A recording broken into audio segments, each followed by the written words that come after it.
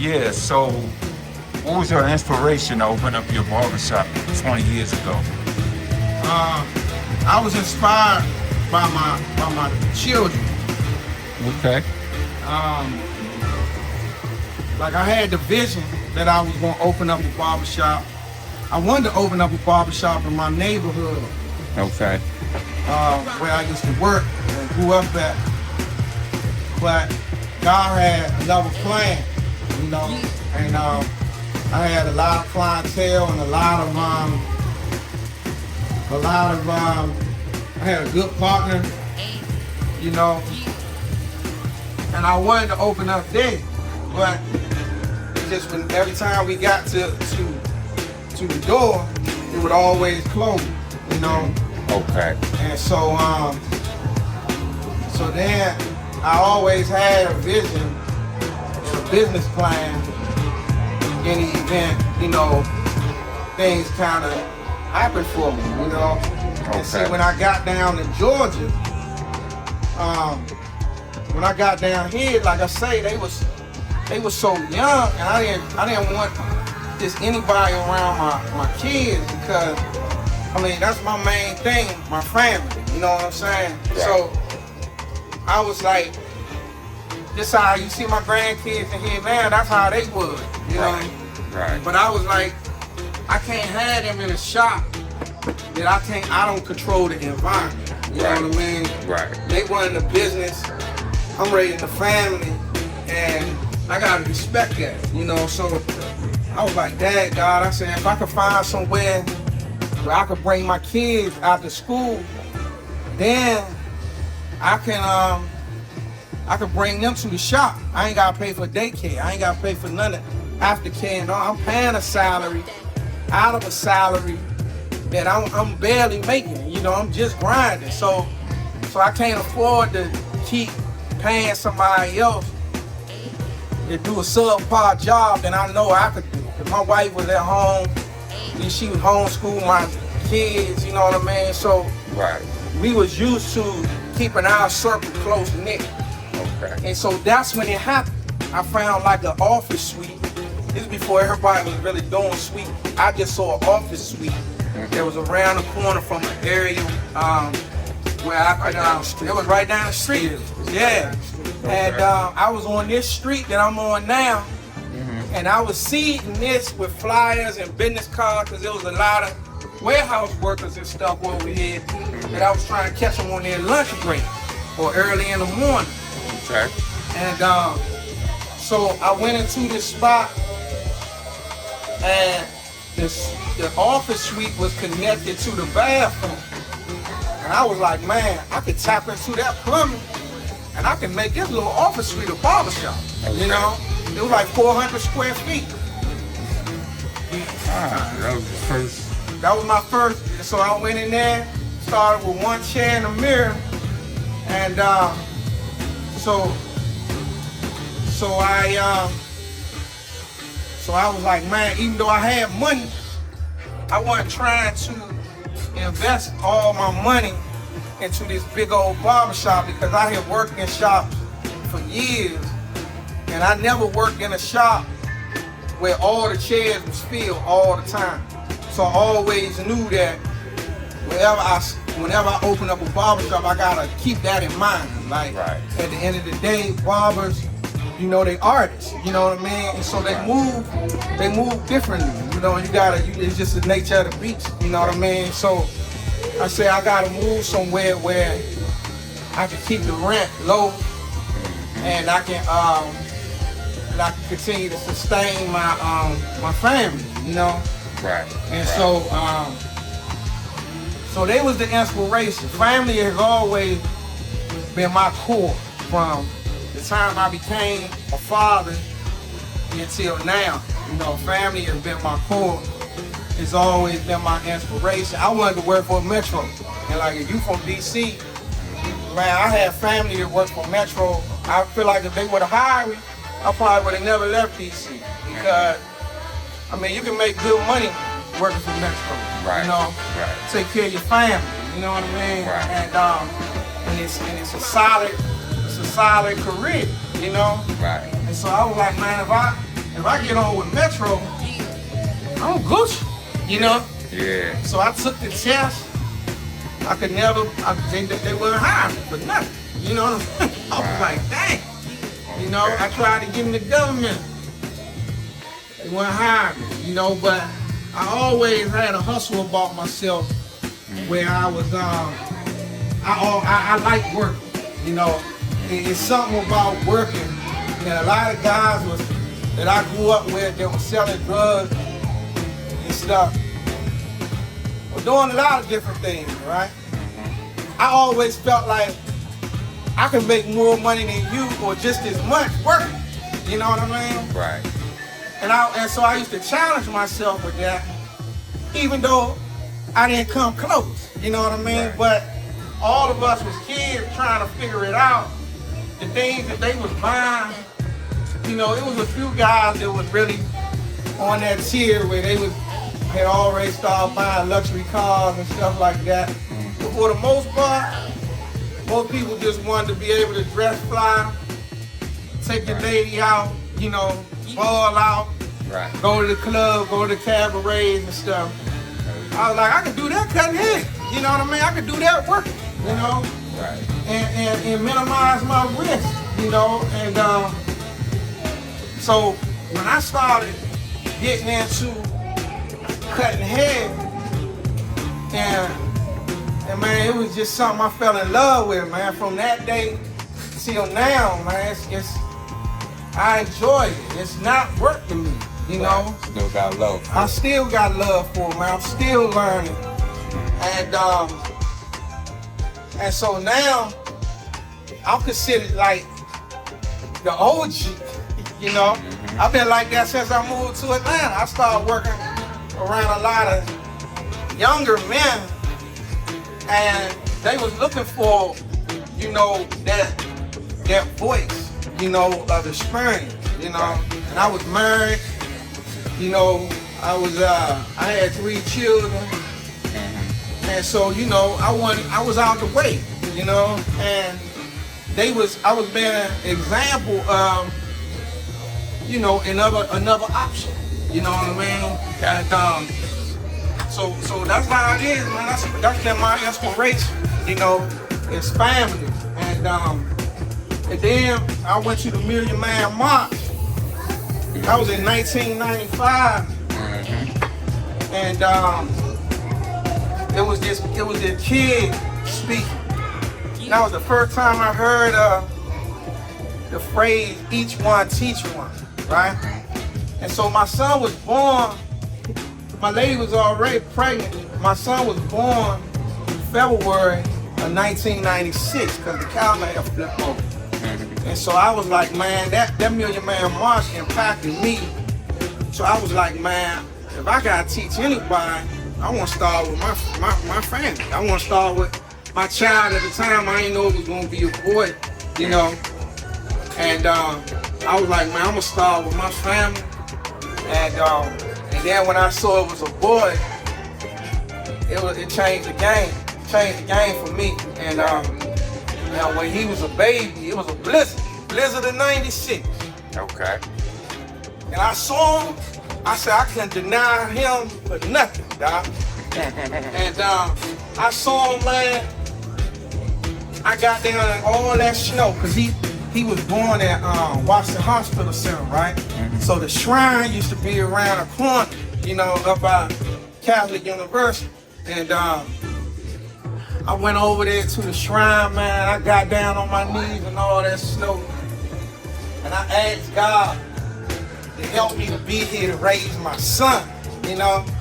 And because, you know, from 91 to like 95, you ain't have to be like in the street hustling for your number to be called up. I've been used to people dying, you know, at an early age, man. It's like 9 years old, my first friend drowned.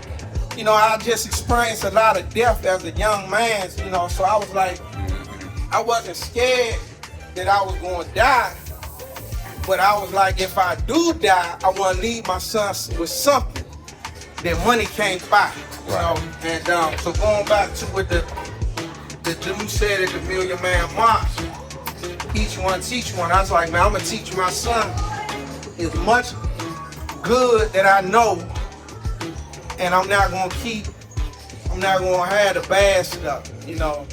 I used to think I was gonna teach him the bad stuff, but when I saw him, I was like, I just wanna put as much good stuff in him, you know, why God had me here, because my father died when I was 12. So I was trying to figure it out, you know, through observation, listening here, listening there.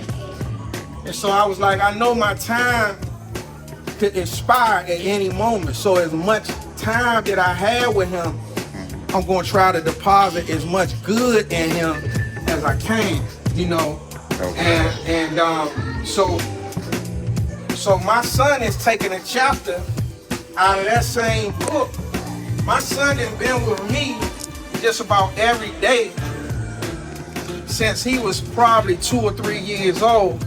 He's been with me unless he was at school or something like that. He's been with me every day since he was about 4 years old, you know, outside of going to college, you know, and, you know, trying to figure out, you know, his plan for himself, you know. He's been around me, you know, and I just been depositing as much into him as I could, you know, and Okay. So yeah, so that's how it is. He was even with me when I had when we named the shop, you know. Okay. When we named the shop. Good morning, bro. Good. Can I help you? I got Shay. So he's been with me. He helped me raise the shop. I mean, he helped me name the shop. I was telling him, you know, the vision, and I was like, man, I got a passion for men, you know, and I have a way of communicating things with the brothers that just make things simple, and so I was like, man, I wanna take that to the marketplace, and these are my KDs I just got, you know, so yeah. Shoot. Yeah, oh, man. yeah. How are they? They cool, man. They cool. At first, I was like, man, they ain't really hitting like I want. But I had to break them on in. But man, I like them, man. They super quiet. Okay. And they light, you know. And but I digress, man. Shout out to KD. Yeah, Kenny Duncan in the building. But yeah, man. So that's how it was. That's how it was, man, and I've been teaching him. He been teaching me.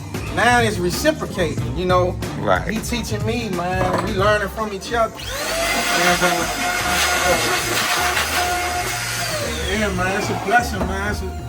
It's a joy, you know. It's a joy to be in partnership with my son, you know. And one of the things that I did teach him, I taught him how to be a father. You know, right. And, you know, he learned how to cut hair through observation. He can draw, and you heard from him himself. He took a chance on himself, but you know, being there and taking that kind of position on my own head, I was able to give him a lot of insight on what he's doing that he don't even realize that he's ahead of the game in a lot of areas that I wasn't, you know. You know, he left-handed. I call him the left-handed bandit, you know. So he got an eye for detail, you know. And from the first time he picked up a pair of clippers, you know, he know how to draw, you know, and so he understands symmetry. He understands language like that a lot of people just don't have. They learn it. It's better to learn it than not know it. But he had those soft skills naturally. He's good with people. And so I was like, man, you'll be a cold barber, man. You can eat off these clippers and comb. Right. You know, and so that's what he's doing at this point, and he's faring pretty well with it, I must say myself. Okay.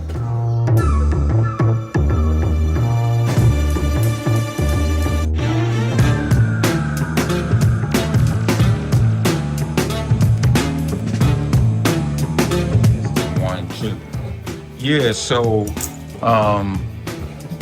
you said you was cutting at home in DC? Yeah, I was cutting up there before I moved back home. I was cutting a little bit in high school. Okay. Cutting some of my friends up here on like a Sunday. Okay. About 2 or 3 people every couple of weeks, you know. Okay. Sporadically, just you know, just practicing. Uh-huh. And then when I knew I was moving back home, into, you know, DC area. Okay. I was asking my dad. I was like, I obviously don't have no barber up there, so I was asking like how to do a tip. But that's what I was wearing at the time, a little fro tip. Okay. So that was my whole purpose, of just trying to really learn how to like start fading and stuff.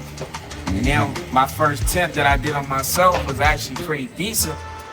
I was like, sure, if I could do this on myself, I could do it on somebody else. Right. And that's pretty much how I started. So that, you know, by the time I got up there, practicing all summer, started going to school. I was going to a community college. Hey. And people was looking at me. You know, we all between 18 and 21. So, you know, they're not looking for a professional. They looking for like something that look decent. With mine, it was decent. It was decent for a starter. That's pretty much how I started. Came back down here, went to barber school. What barber schools you go to? It was called Cutting Edge Institute, CEI. Big D. Oh man, I'm laughing because that's where I got my instructor license. Oh yeah? Yeah. Yeah, I was there in 2017. Okay. Yeah. Okay. I got my license process now. Okay. Pretty much been rap since then. So having a father as a barber, I'm gonna ask a dumb question. Did that influence you? Nah, not really. Nah, not really. Okay. Cause that's not something that I wanted to do. I knew I wanted to be in business. Okay. Like I always had that entrepreneurial drive, but I didn't want to be a barber, and I definitely didn't know I was going to be a barber. But Okay. I would say it definitely had an advantage once I made my mind up that that's what I was going to do. Okay. That definitely helped. Gotcha. What's some of the biggest thing your dad taught you about being a barber? Man. One of the main things when you sum it all up is like character, conduct, and commitment. Them 3 elements, not just with barbering, but you know that's like the foundation of like how I conduct myself as a human, but like behind the chair and otherwise, you know, those 3 things and everything that's attached to it is pretty much how you sustain, you know, a good business, you know, have a good reputation and build a rapport in your community, your clientele, and that's basically, if I had to sum it up, that's basically how I would sum it up. Okay. Yeah. How long Dad's been cutting your hair? To fade? Since about 1997. Okay. I was born in 96, so yeah, since about 1997. You never been to another barber? I had. Well, when you was at obviously DC. But I can count on one hand how many other people cut my hair. And really, it's only been 3 other people, 2 of them being in here. Okay. That's good. All right. Yeah.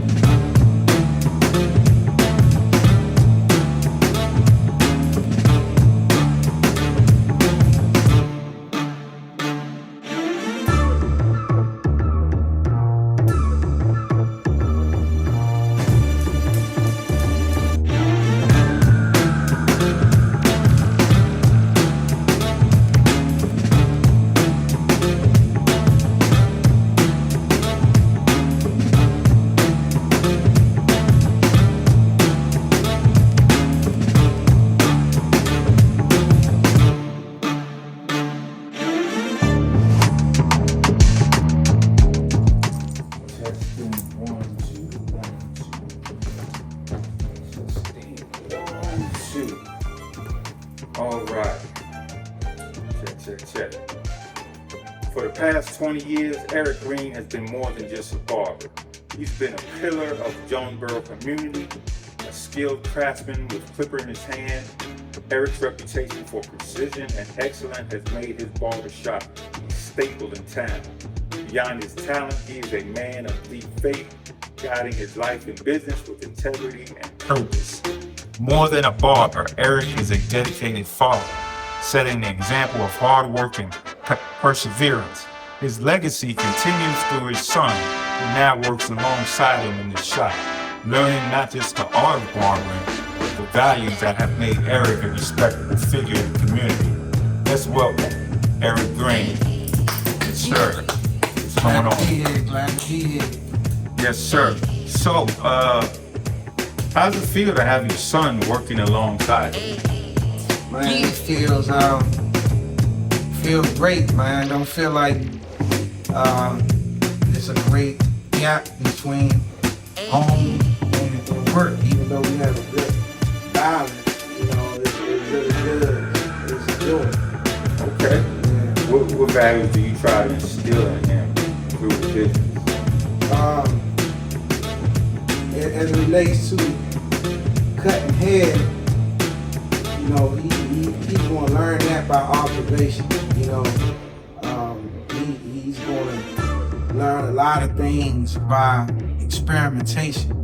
But what I try to coach him on is the importance of building relationships with people. You know, having a voice, using your voice, using your wherewithal to build good rapport with people without losing who you are at your core at the same time. That's very, very essential when you're around a lot of different people, a lot of different people from all walks of life.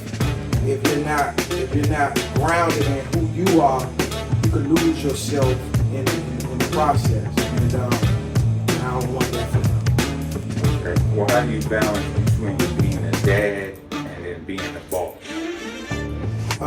Well, it's kind of like coaching, you know. Dion. Yeah, it's kind of like coaching. You know, I'm his dad, you know, and so he knows my voice. He knows what's important to me. You know, he knows that in terms of his tardiness or his ability to, or his lack of ability to put his family first. You know, I'm gonna have something to say about that as a father. You know, but as a boss, I always try to get him to understand that, you know, my bills don't change, you know, whether I'm out of town or not. So getting in the habit of being responsible for your bills, being responsible for the things that it's not gonna stop, you know, and so we practice those things. Now, you know, just with all my barbers, things happen, things come up where I can show them some grace, but what I'm always practicing, getting him to practice, is that the ball is always rolling, whether you're in the shop or not. So you have to plan for that, and you have to make sure that you have systems in place to account for the time that you're not behind the chair, you know, making money. You know, Okay. yeah. Okay. Well, let's switch it up a little bit. Tell me the top 5 money-making days. You know, we got Christmas, back to school. What's the top 5 money-making days? Oh, bro. For all the thieves out there, don't try. But I tell you, in my opinion, if I had to put them in order, it would be Christmas. Okay. The week before Christmas, Thanksgiving, right behind that, and then it would be back to school. Okay. And then it would be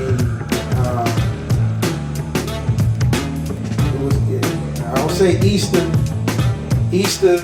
and 4th of July weekend, like neck and neck, you know. Okay. Yeah, a lot of people start going on vacation around 4th of July weekend, and then on Easter, you still gonna have a lot of parents that want their younger crew, get them cleaned up, and there's a lot of with the new age with the natural hair, a lot of women like to get cleaned up, Right. you know, around Mother's Day and Easter, you know. But yeah, all of those, Mother's Day, Easter, and 4th of July, all those like two sides of the same coin. Okay. Well, I'm telling you, you've been here for 20 years. What has been the key to keeping your shop successful all these years? Man, oh man, that's a weighted question. I think the key is understanding that even though I'm quote unquote the boss, I still have people I gotta answer to. And I have to answer to whether I agree with it or not. I have to answer to the state of Georgia. You know, I have to answer to the city of Jonesboro. You know, I serve my barbers, you know, and so my leadership style is that, you know, when you're a leader, you want to make sure that those that's under you are successful. You want to make sure that they are thriving, you know, and then when you're not in leadership, you want to make sure that you make your leader look good, you know, and so that's just my leadership style, but those are some of the things that I teach my barbers, you know, and I lead by example, you know, and then I'm coming in as a high second. You gotta be able to assimilate with the different trends and the different times that we're in, you know, going from, you know, implementing more technology, you know, being able to meet customers where they are instead of where you think they're going to be, you know. And a lot of customers, they don't like technology, but the vast majority of them do. They use it, and so you have to use it. That's the dispensation that we're in. Okay. I know being in the community 20 years, I know you do things for the community. Can you tell me a little bit about something you do for the community? Yeah, well, the Barbershop is a safe haven. We've been surrogate fathers to many, you know, not just men, but women as well. And so using that, sometimes men need to be undistracted and they need to be in a safe place. And what better place for that is the barbershop. So we do a event, it's called Man Talk, you know, and we get the community really involved, from the chief of police. Last time we had the chief of police, we had a commissioner from the city here, we had a nutritionist, you know, we had another deputy liaison with the chief of police, so men can ask questions, you know, that they are faced with, you know, when they leave a barbershop, you know, and so that normally is a highly attended event that we do, that we all look forward to, and we're gonna be putting our next one on the calendar very, very soon, you know. But the last one was highly attended, where we had over close to I think it was like a little more than 200 guys here from like 7 to 9, and then even after 10 o'clock, there still was guys here fellowship, you know, and we advertised it mostly through word of mouth, but you know, some of the guys in our private meetings, they said we should start putting it on social media, and it attracted more guys, putting it on social media, more people were able to share it, even if they wasn't able to attend, pretty seamlessly. We got a lot of connections that we've been following up with again on that. Okay. Yeah. Also, we do I'm a sneakerhead, and so I know all too well it's nothing like having a fresh pair of sneakers, and some socks, and so at the bare minimum, if you could, oh, you done? Yeah. I'm a Zell. Okay. Okay. All right. You got your numbers still, right? Yeah. Okay. All right. So at bare minimum, if you could provide, fresh haircut, a fresh pair of socks, and some gently used sneakers, you having a good day. Right. And a lot of guys that come in the barbershop, we talk about sneakers, so we collected everything from Gucci all the way to, no name slides, but, people, they see those things. They see, they like, Dad, these ain't no bum sneakers. You got Jordans, you got Gucci, you got Dior, you got Moschino, you got all kinds of sneakers in there, and all sizes, and now, this launch, we even add boots and work shoes, hardball, Yeah. Okay. What makes a great barber in your eyes? You asked a good question, Craig. I'll tell you, in my eye, a great barber is not the barber with the best cutting ability. Okay. It's the barber with the best availability. Because if you're not available, no matter how many cards you pass out, no matter how many people know you, they can't depend on you because you're unavailable. For whatever reason, you're not available, and so a lot of times, Drop that. going back to your earlier question, what made us successful is our availability. We are here to serve, and so I think that's what makes a good barber. The community knows Good News Barbershop won't be open. You know what I mean? 6 days a week. Now, we might not be here 13, 14 hours a day. Right. But guess what? 6 days a week, you can depend on Good News Barbershop being open. That open side will be on. Okay. I noticed a lot of older barbers, their skills go down. When I go visit different shops. But you have kept your skills top notch for over 2 decades. How did you keep your skills so sharp? Well, I come from an era in barbering where I was around some of the sharpest barbers, in my opinion, in the country. Okay. And so it was a barbershop here, and you get tired of sitting around, and you get a name on your back as a bad barber. It's hard to shake that name, And then if you have a good name as a barber, none of the new people know that. So every day is day one. That's part of my mantra. Every day is day one. Nobody knows that, you used to have what it was. You had clientele.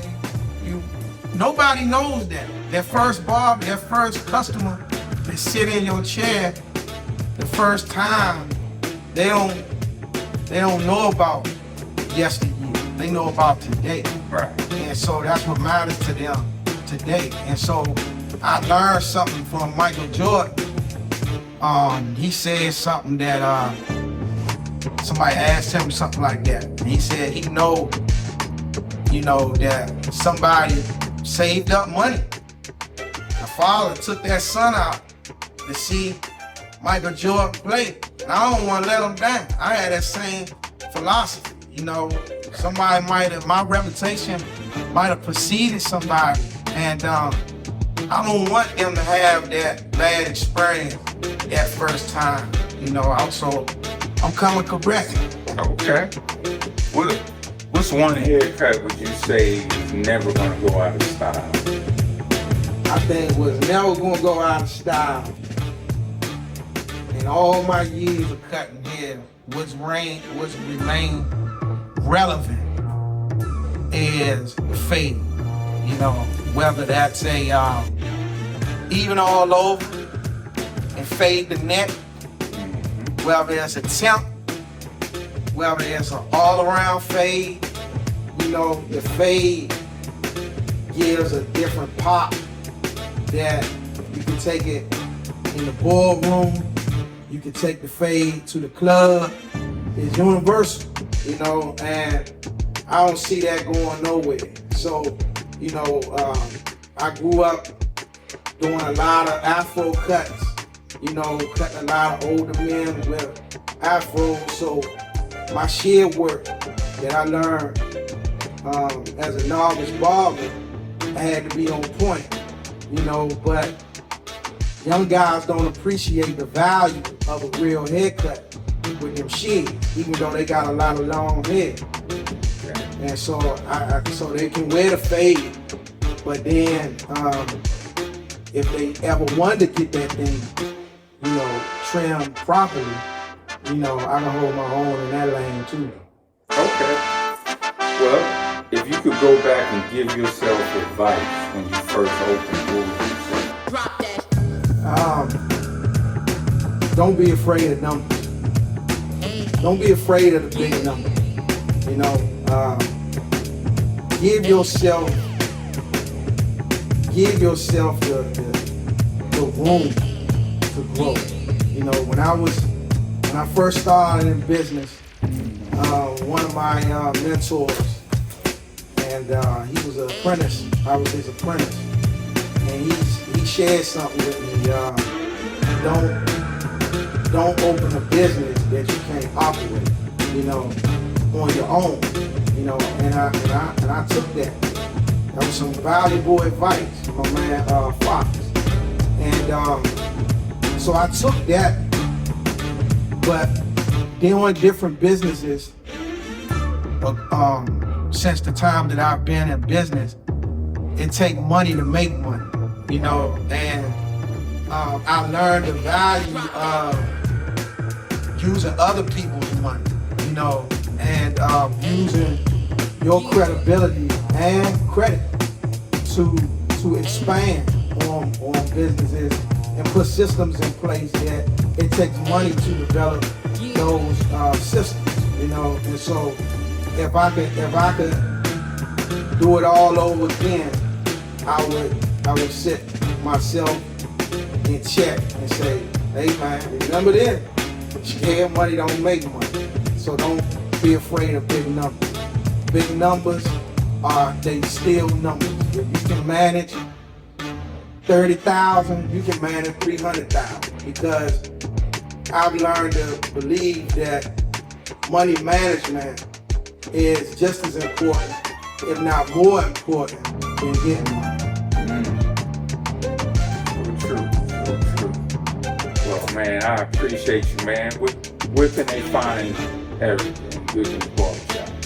Oh, you can find us here on South Main Street, in Jonesboro, Georgia, 30236.